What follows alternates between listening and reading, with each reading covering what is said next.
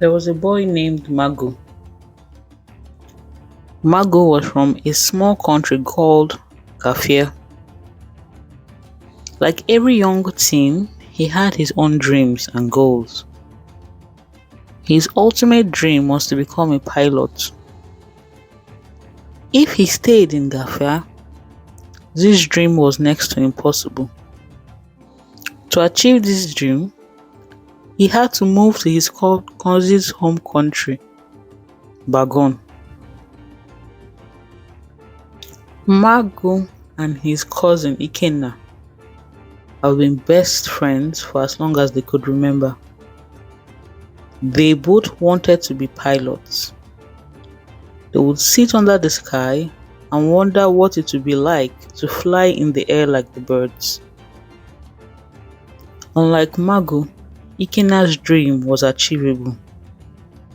There were 3 pilot academies in Bagon and 2 manufacturing plane companies. The Bagon people built their planes both for domestic and international travel. The use of aircraft was very accessible to them. This was not the case for Gafia. In Gafia, there were no pilot academies. All the planes were made in Flom, a western country. This practice has been in place since the post-colonial era. The Flom people told the Gafia leader then that building a plane was very complex. It was so complex and difficult that the Gafian people would not be able to do it. All Gafia had to do was allow Flom to take the titanium and steel from Gafia resources. Flom will build the planes and provide them to the Gafian people. The Gafian people agreed to this, and so for many years this had been the practice. Because of these, there were no domestic pilots in Gafia. Gafia only provided the materials and Flom made the planes. Only Flom pilots flew the planes. Due to this, only the rich in Gafia could afford flight tickets. This was the norm since before Magu was born. As he got older, he wondered why the Gafian people would not build their own planes as the Bagon people did. He knew that the Gafian people and the Bagon people did not get along, but he did not know why. He believed that if they got along, the Gafian people could learn from the Bagon people about the technological advancement that the country had. One night, he asked his dad, "Father, why do we hate the Bagon people so much?" His dad looked at him and said, "Because they are ruthless and stubborn people." Magu asked, "How did we arrive at this conclusion?" His father said that the Bagon people have always been like that. They do not listen to authority and are always stubborn and killing people. Magu countered. He said, "The Bagon people have a democratic country and a low crime rate, so how can they be stubborn and ruthless?" At that, his dad told him to stop disturbing him. He should ask his teacher when he gets to school tomorrow. When Magu got to school the next day, he asked his teacher the same question. His teacher told him long ago, there was a time when only the white men flew planes. No one else did, and that is how it was. One day, the Bagon people flew a plane to Gafia. When they got out of the plane, there was no white man among them. When they asked, they replied and said they flew the plane themselves so that they could come into Gafia and pick up their assigned items and fly back, as it was agreed. The Ghanaian people did not believe this because at that time, it was only the white people that had the knowledge to fly planes and no one else. How was it that the Bagon people could fly? Because of this, the Ghanaian people detained them, believing that the Bagon people had mid-air killed the white people who were flying the plane and threw them out. The whole incident was a diplomatic nightmare between both countries. Since then, they did not like each other. His parents' disapproval, Bagon went to live with his cousin Ikenna, where they both learned to be pilots. They also learned how to manufacture their own planes. They both started their own plane company at a very young age. They were doing well for themselves. After a few years, Magu decided to go back to home and start his own pilot academy. His cousin and parents were in support of him.